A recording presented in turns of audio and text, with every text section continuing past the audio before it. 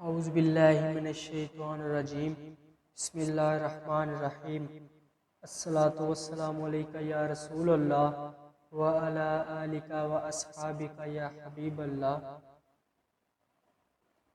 حضرت یحییٰ بن قطان رحمۃ اللہ علیہ کو خواب میں اللہ تعالیٰ کا دیدار نصیب ہوا تو حضرت یحییٰ نے عرض کی، اے میرے پروردگار، میں اکثر دعا کرتا ہوں مگر تو قبول نہیں فرماتا۔ جواب ملا، یحییٰ، مجھے تیری آواز پیاری لگتی ہے، اس لیے میں تیری قبولیت میں تاخیر کر دیتا ہوں۔ اس ارشاد کی لذت کو وہی جانتا ہے جس کے دل میں اللہ رسول کی محبت ہو۔ ہم دنیا دار لوگ جن کے رگ و ریشہ میں دنیا کی محبت سمائی ہوئی ہے، اس قول مبارکہ کی چاشنی اور قدر و قیمت کو کیا جانے۔ ہم نے تو یہی سبق پڑھا ہوا ہے کہ ہماری آواز اللہ تعالیٰ کو پیاری لگے یا نہ لگے، ہمیں تو دولت کی فراوانی اور چہل پہل چاہیے۔ اسی طرح دو بھائی ہوں، دونوں نیک نمازی، تہجد گزار، پابند صوم و صلات ہوں، ان میں سے ایک کا دنیا میں گزارا ہی ہے مگر دوسرا بھائی امیر کبیر مالدار ہے، ٹھاٹھ کی زندگی گزر رہی ہے۔ جب قیامت کا دن ہوگا تو چونکہ دونوں نیک نمازی پرہیزگار ہیں، دونوں ہی جنت کے حقدار ہیں، لیکن اس پہلے کو حکم ہوگا کہ تو جنت جا اور وہاں جا کر عیش کر، دوسرے کو حکم ہوگا تو ابھی باہر ہی رہ، تو 500 سال بعد جنت جائے گا۔ بتائیے کہ کیا حال ہوگا اس کا جس کو 500 سال جنت سے باہر ہی رہنا پڑے گا۔ اور یہ بات فقیر اپنی طرف سے نہیں کر رہا بلکہ حدیث پاک میں ہے۔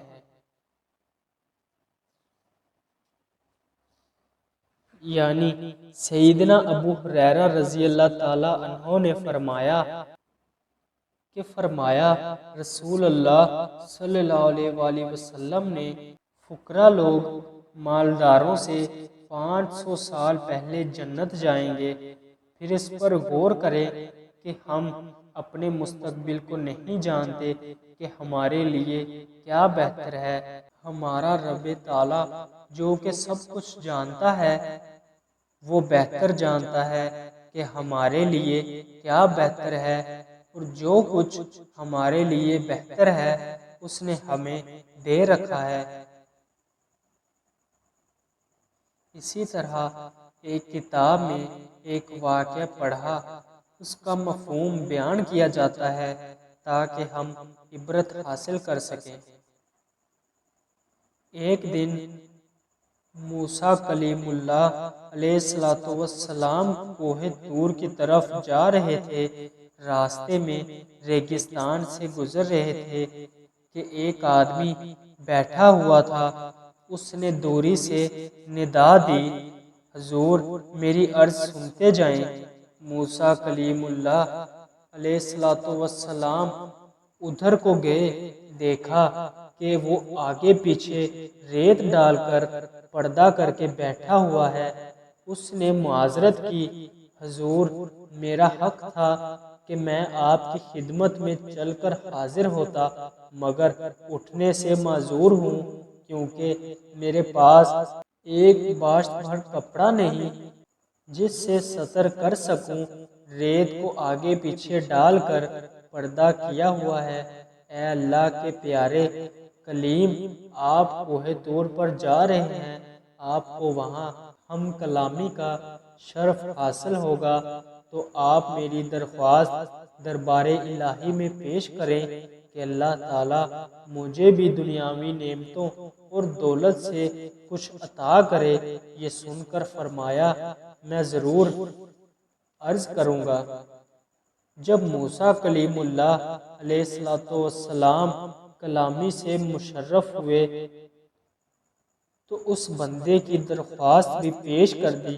اللہ تعالیٰ نے فرمایا، اے پیارے نبی، اس بندے کے حق میں جو بہتر ہے میں نے اس کو دے رکھا ہے، بلکہ کوئی بندہ اپنے مستقبل کے بارے میں اتنا کچھ نہیں جانتا جتنا کہ میں جانتا ہوں۔ موسیٰ کلیم اللہ علیہ السلام نے پھر عرض کی تو حکم ملا، اے پیارے نبی، تیرے کہنے پر میں اس کو دنیا کی دولت و نعمت دیتا ہوں، جاؤ اس کو بتا دو۔ موسیٰ کلیم اللہ علیہ السلام آئے اور اس کو خوشخبری سنا دی، اے بندے، اللہ تعالیٰ کے دربار میں تیرے متعلق درخواست منظور ہو گئی ہے، اللہ تعالیٰ تجھے بہت کچھ دے گا۔ یہ کہہ کر آپ تشریف لے گئے۔ اللہ تعالیٰ نے اس بندے پر جب رزق کا دروازہ کھولا اور رزق کی فراوانی ہوئی تو دولت کی خماری میں ہر عیب کیا۔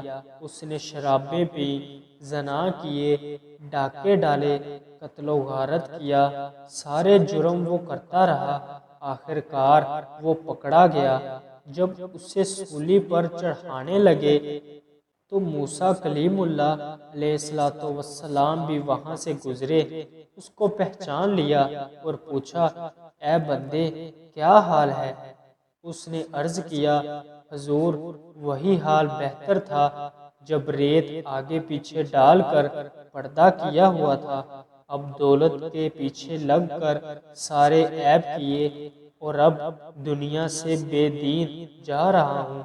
اس واقعے سے ہمیں بھی سبق ملتا ہے کہ اللہ تعالیٰ کی تقدیر پر راضی رہنا اسی میں سعادت اور بھلائی ہے۔